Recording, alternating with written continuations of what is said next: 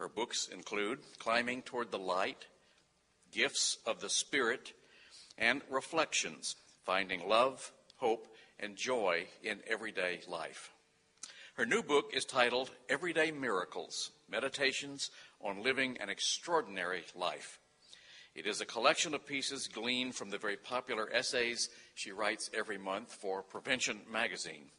And in this book, she offers us words of encouragement, celebration, and inspiration, all aimed at helping us to new opportunities to share with others and influence them in positive ways. It is a book, says one reader, of simple blessings and everyday miracles. Please join me in welcoming Ardath Rodale.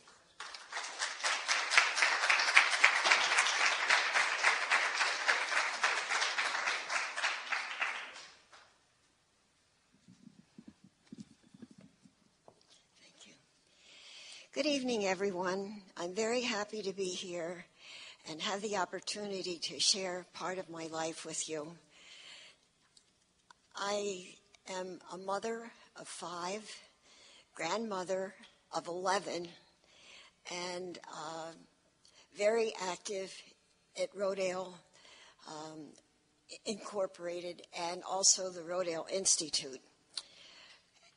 I love my life. And it was a long series of trying to find my place where I felt comfortable.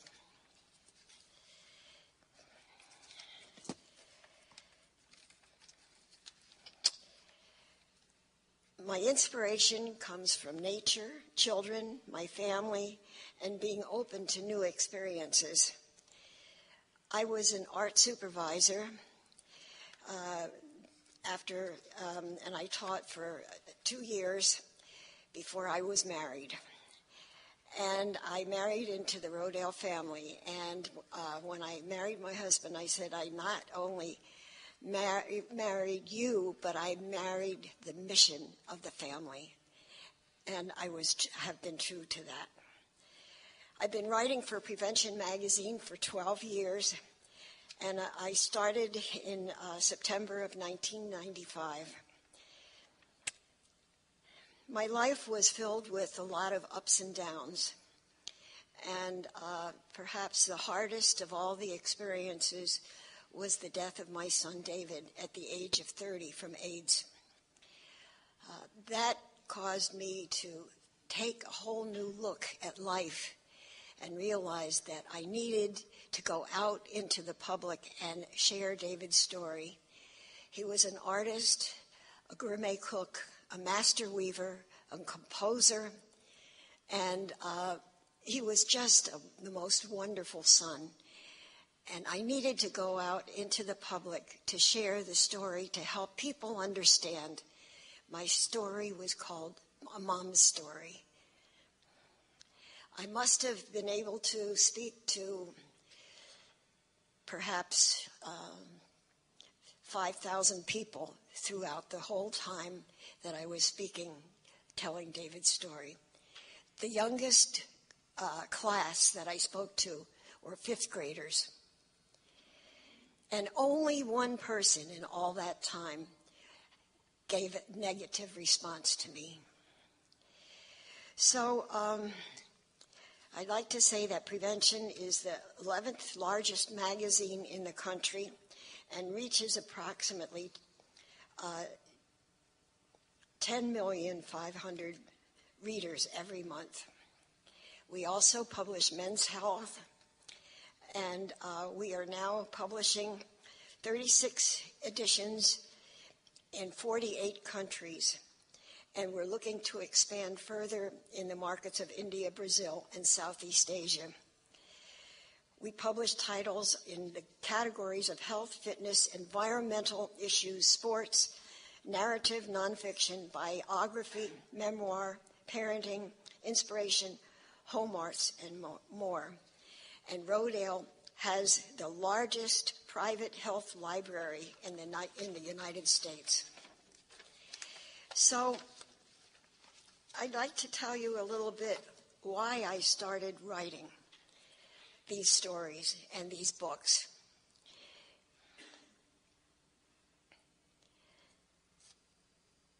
It was a labor of love.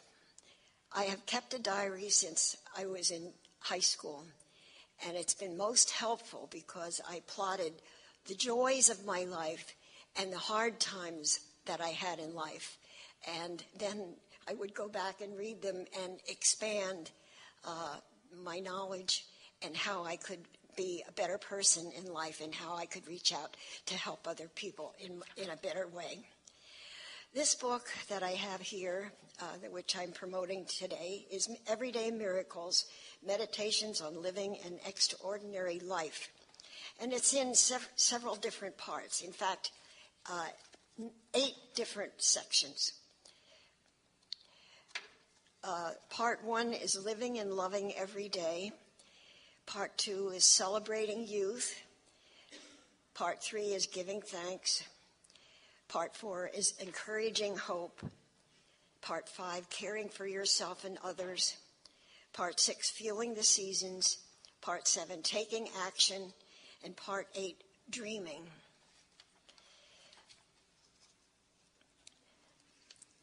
I have to write an essay every month, and sometimes it's really hard because the deadline is there and I haven't done it. So I said, okay, and then it works out. So I'd like to share with you a little bit of some of these stories.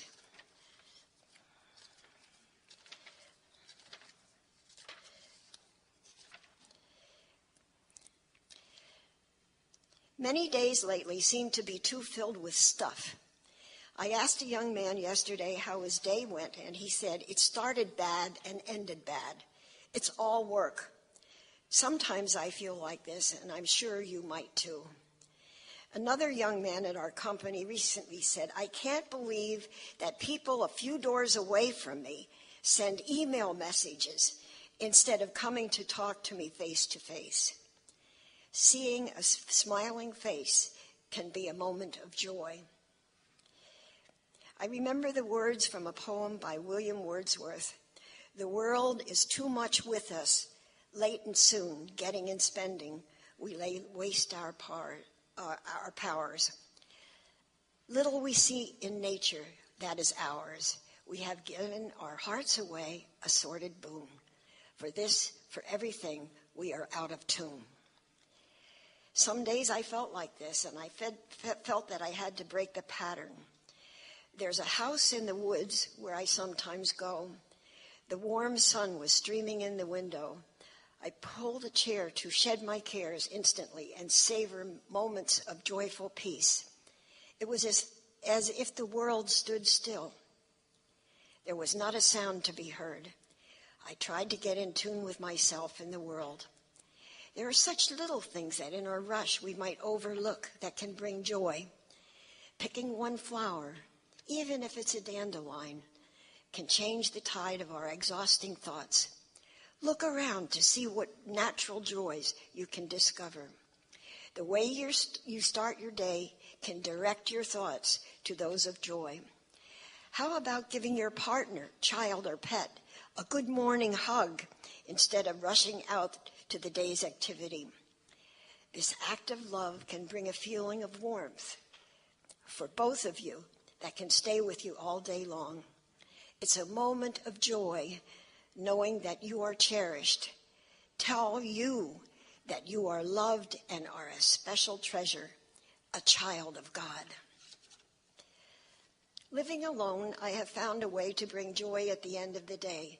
I put on soft music and pick up my pusscat in my arms. We sit on the rocking chair together, and I hum to the music. She relaxes in my arms, and I feel her warmth and purring love, and it brings pure joy. Above all, as you go through the day, remember to smile. The spark in your eyes is a message to everyone you meet that you know the joy of living. And at the end of the day, count up the moments of joy you have experienced and appreciate all the good things that have happened. Be thankful for your gift of life and your opportunity to reach out to make a difference. Your gentle touch is a gift of joy. I guess I would like to just mention a little bit more that I have had cancer 3 times. And each time I found that I had been depressed before it was discovered that I had cancer. And I thought back to one time when I was about 37, and my family and I were up in Rochester, New York, and I got really sick, and I had to go to the doctor, to the hospital rather, and they discovered I had spinal meningitis.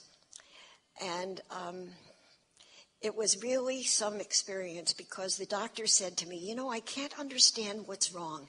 Here you have everything going for you. You have a wonderful family, a good husband, a terrific business. And some people feel that illness comes because people are not happy.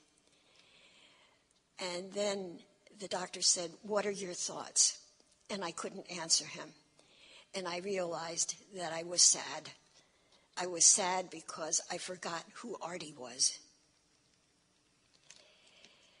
So that was a first lesson for me, to realize that, you really have to look at the things in life that help you to be optimistic.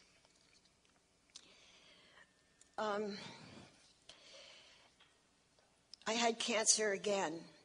That cancer happened right after my son David died. Then my husband was killed in Russia in 1990. And guess what? Cancer came back. And then I had it come back the 3rd time. And it took 6 doctors to discover what was wrong with me. And the one doctor was one that had treated David, and he found that I had fluid in my one lung, and when they drained it out, it was cancer. And then I said, "What's the treatment?" He said, "Chemotherapy." And I said, "No way." And I found a doctor who was an alternative healing doctor, and I have gone to him, and the only 2 things that I take that are on prescription are Femara and mistletoe injections. And all the rest are vitamins and minerals that I can get through the doctor and at a health food store. And I feel really good, and I'm happy that I have taken control of my life.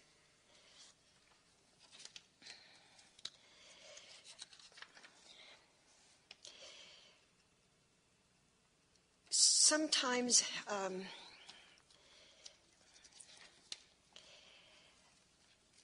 I really thought a lot about miracles. And they might come upon you as a bolt of lightning and land softly on your shoulder. They are unexpected joys, surprising coincidences, amazing beauties that you want to hold in your heart to treasure forever. I've been writing them down to use as inspiration when I feel sad.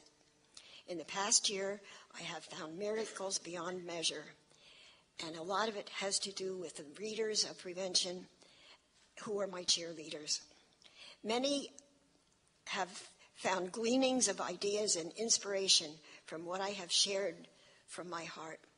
And I'm honored that many have taken these thoughts and energy to a higher plane and have shared the results with their friends and with me. After reading my essay, The Elegant Spirit, Linda from Arizona left me a voice message to tell me that before she went to sleep, she wrote down 12 beautiful special thoughts she wanted to remember. Jocelyn from New Zealand left a voice message saying that she had shared the elegant spirit with her family at a get-together. They all wrote down what was beautiful in their lives, and then all 12 people shared what they had written. This was followed by a very touching letter accompanied by gorgeous inspirational photographs she took illustrating some of her favorite passages in my book. So people from all over, from Canada and from Oregon, from Missouri, Maja from Slovenia, who now lives in Colorado, all shared wonderful thoughts with me.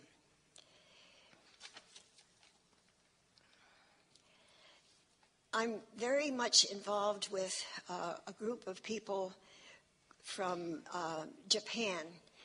They're called the Shumakai, and they have a branch in Pasadena, California. And there's a positive spirit of joy and the ability to rise above problems. I feel renewal in my soul. Shumei spreads love and light to people. At a special session, I was asked to speak with a group of women who are either cancer patients or survivors, and we shared what we learned and lifted each other's spirits and decided to have a network of encouragement for one another. What was apparent was that we can rise above feeling bogged down by illness and adversity. Our minds can be affected by our pain. It is important that we find ways to learn through it and overcome it. Chizako is a Shumei member who works at the Rodale Institute. And she told me about where she lived in this apartment house. And across the hallway was a mother and her daughter. One day she saw the child limping, and she asked the mother what was wrong. And the child they told her that the child had developed a brain tumor. And Chizako asked if she could perform jore. Now, jore is a way that they do healing. And you sit down and hold your hands to be a receiver. And then the person from Japan would stand over you like this. And I'm sure they said prayers. And you could feel yourself relaxing and feeling peace and joy. And it's so wonderful. And you can come from feeling down to feeling renewed in a short while. Sometimes when I get jore, tears fill my eyes, and I feel the stress leaving my body. And my heart is filled with the feeling of being one with the universe. I'm very much involved in children. At our company farm where I live, we have a camp in the summertime, and it starts Monday after school closes, and it continues until Friday before Labor Day. And the parents drop their children off at 8 o'clock in the morning and sometimes don't pick them up until 5 or 6 at night. And we have all kinds of programs. We have programs on music, art, drama, swimming, just all of us, what should I say, the joy of running around on the farm and being free. They have a garden that they work in, and the excitement that I feel with these children is very contagious. And they all call me by my first name, and when they see me, they say, "Hi, Artie!" And I'm one of them. And my granddaughter, Maya, who is 25, just said recently to a group of people, you know, my mom, my Ummi, they call me Ummi, she really knows what it's like to be a child. She's never forgotten it, and I'm so thankful. Summer is a time for delightful magic. I'd like to share with you one of my favorite times. As evening deepens, the fireflies come out to light the world. Through the years, I often pretended that they were fairies carrying lanterns to their tiny dwelling places, too small for our eyes to comprehend. Several years ago, my granddaughter Shelby was showing her 2.5-year-old cousin Eve how to catch fireflies. Eve was fascinated by this phenomenon. Several days later at dusk, she went outside and in her tiny voice cried, "Fireflies, where are you?" A friend told me the story of his 3.5-year-old daughter who said to him, "Look, the fireflies are feathers in the sky." And I found this quote from Rachel Carson. If a child is to keep alive his inborn sense of wonder, without such gift from fairies, he needs the companionship of at least one adult who can share it, discovering with him the joy, excitement, and mystery of the world we live in. I wonder how many of us are that kind of companion to our children, grandchildren, or the children in our neighborhoods. Do you marvel at your sense of inner creative joy that looks at everything as though you were seeing it for the first time? I guess most of us rely on children to help us adults to see things in a new light. We use them to refresh our sense of wonder.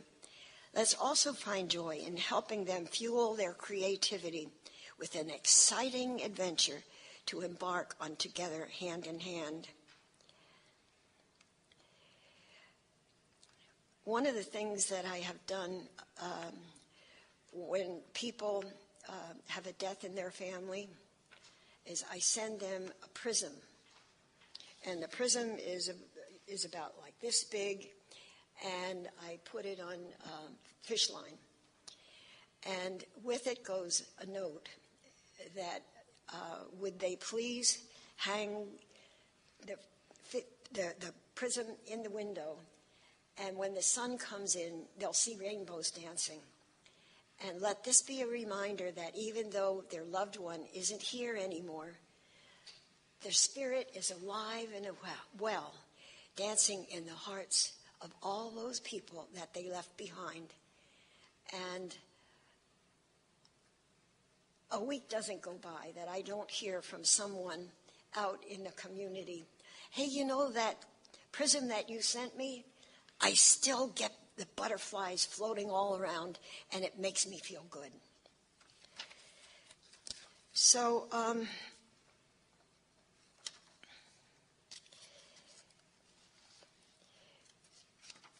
are we doing on time here? There's another story that I'd like to share with you called Celebrating the Temporary by Clyde Reed. He stresses the point that too often we are preparing for tomorrow or living in the past while we miss the wonderful experiences and joys of today. Have you ever walked barefoot in the grass in the early morning dew? My granddaughter Maya and I did just that one day on the farm. The cool, soft grass felt so wonderful beneath our feet as we visualized our carefree days growing up. We laughed, we ran, we were quiet. We walked through the garden, smelled the flowers, and dashed through the sprinkler, a relief from the day's heat. We stuck our feet in the stream and let the soft silt squish through our toes. The next evening, Maya and I continued our excitement at the farm. She pleaded to visit the Mennonite neighbors on the next farm and to see their cattle. My eyes darted back and forth between one of the Mennonite girls and Maya. Maya had felt this long, strong golden braid on Ida's head, and then I felt the silky hair on Maya's head. The mother Laura said,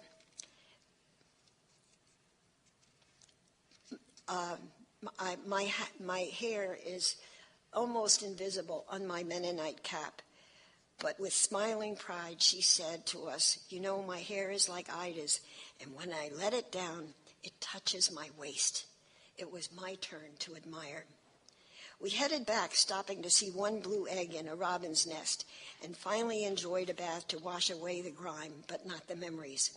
I will never forget these experiences, spending the happiest moments seeing life through the eyes of a child. Maya's inquisitiveness was inspiring and enriching. Who says we have to live in an adult world? Only we as adults put limits on our experiences without realizing that we still have most of the world to discover. The challenge is there. It's a wonderful way to relax by taking time and celebrating the temporary today. I thought maybe I would like to open it up for you to ask me questions. If you have anything you would like to ask me. Yes? I really appreciate what you were saying, and I appreciate that even though you had ups and downs in life, that you have such a wonderful demeanor about you, and a great outlook on life. And I'm wondering, why do you think that there's something cultural in our society that keeps people from talking about the down times and wanting to hide it? Because it seems like you being open to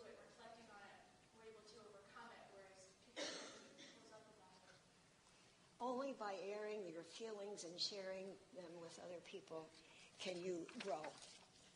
You can't keep your feelings bottled up inside of you. How do you think we can change culture to get people to open up more? I've been doing a lot of writing lately about how we can do things to perhaps change some of the things in our world. We've become so, in many cases, have become so negative that we need to find ways that we can share with each other how to lift each other up and help people who are in trouble. I don't know whether it's here as well as at home, but there's an awful lot of young people who are in trouble. We've had a lot of murders at home and all kinds of things that in my growing up we never had. And what has happened in our society that has caused this? And these people are suffering. They're suffering because perhaps they weren't loved in their family. Perhaps they had come from a broken home. And they need to have an understanding someone to put their arm around and said, you know, we love you. Catherine Sneed is from California, and she works with prisoners near San Francisco. And one of the things she did was start a garden for the inmates. She asked Rodale for garden books, and we sent a whole lot to her. And she said that she noticed that these people were, with a flashlight at night, after they had lights out, were reading the books. And then they would go out and work in the gardens. And by the time they were released, they were ready to go out and get a job in the field of gardening. And they rehabilitated a lot of the inmates through this business of showing them that they could do something to make life better, not only for themselves, but for other people as well. So there are many wonderful things in this world. And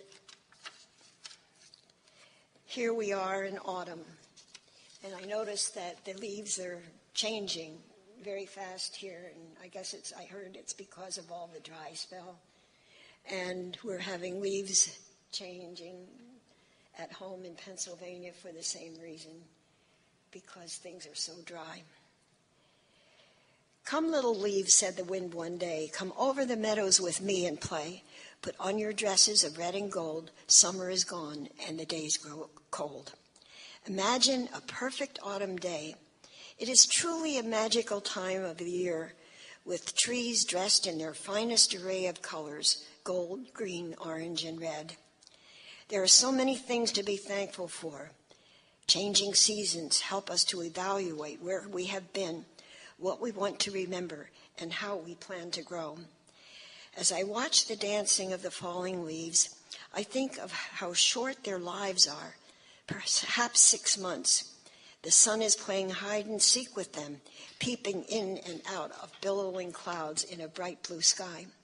It's like life, sun and shadow, happiness and sadness, strength and weakness. But right now, as I walk over the farm at home, I throw back my head with happiness in my heart, and as I always do every fall, I repeat Come Little Leaves poem that I had to memorize in 2nd grade. I have many thoughts that I watch as I look at the leaves. To me, they are much more interesting than when everything was just green. I like to think that all the spectacular colors represent the people of the world. We all have different wants and needs, opinions and colors and cultures, but we all come from the same root of humanity, the trunk of the tree of life. Then I ask myself, do the leaves know how it feels to bid farewell to the warmth of the sun? Do they realize that as they fall, they mingle with the earth to nourish the tree that has been their mother? Their lives have a purpose, just as our lives do. Leo Buscaglia wrote a touching book for all ages about this subject called The Fall of Freddy the Leaf. Also is a time to prepare for inward journey and give time to personal reflection. I like to think that just as the leaves fall, our own regrets and sadness can fall away from our inner tree, which is really ourselves, and be swept away by the vigoring breeze of renewed hope. We can feel lighthearted and happy again as we move forward to the new year to come. Remember the dance of the beautiful falling leaves and the lessons they teach of uplifting the spirit so that we can paint a picture of their glory to hold in the center of our heart all year long. Any more questions? Yes. I have a question about your health library. About Your health library. You said you have the largest private health library in the country. Is that housed at Kutztown, or where is that? That's in our main building in Emmaus, Pennsylvania. And when other people come in, especially doctors, and they tour our building and they go and see the library that's there, they're absolutely dumbfounded. And then I also have started a whole file of things that I find in reading of alternative healing. And I have a whole packet that we put together about cancer. And when I find that people are suffering from cancer and don't know which way to turn or what to do, I send them a packet, and then it's up to them to look and see if there is something there that they would like to do to help themselves, or if they want to pass it on to a friend. Can I ask another question? What? Can I ask another question? Sure. You mentioned that this most recent cancer was your third cancer. And did you use alternative medicine in the two previous episodes? The first time I had radiation, and then the next time there was no other treatment. I had a mastectomy. And then the third time I got it, it took 6 doctors to find out what was wrong. And I went back to the doctor that had taken care of my son. He x-rayed my lung because I had lost my voice. And one doctor said, I said, what are you going to do to fix me? And he said, you can't be fixed unless you have an operation. And I said, what's that? He said, we wrap your vocal cord in Teflon. I said, get out of here. And I left. I was so indignant to think that they would do something like that. And then when I went to the doctor that had taken care of my son, he did an x-ray and he found fluid in the lining of the lung, and they drained it, and it was cancerous. But by that time, I was going to an alternative healing doctor. He's a medical doctor, but also alternative healing, and he put me on this wonderful regime. I do take Femara and mistletoe injections, and the rest are all things that I can get, over the counter.